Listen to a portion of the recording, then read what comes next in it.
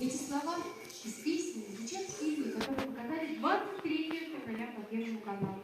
И может быть кто-то из вас не поленился, сел в телевизоре и посмотрел от начала до конца.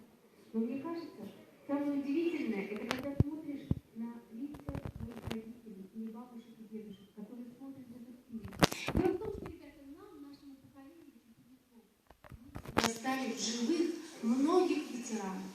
Я помню, как мой дедушка без одной ноги, в протезе, рассказывал о войне.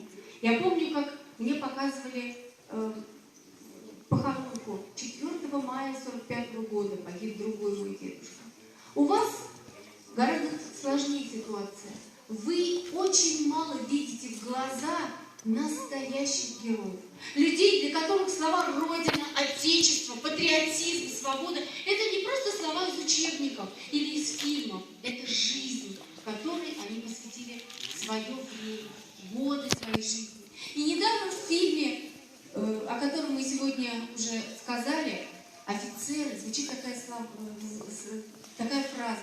Есть такая профессия — Родину защищать. Вот сегодня мы с вами собрались в этом зале с одной очень важной целью. Я хочу вас заранее предупредить. К вам приехали артисты Башкирской государственной филармонии. Люди разных возрастов, люди разных национальностей. Но каждый из них к этому концерту постарался привести вам то, что он сам понимает и любит. И вы это, ребята, почувствуете, если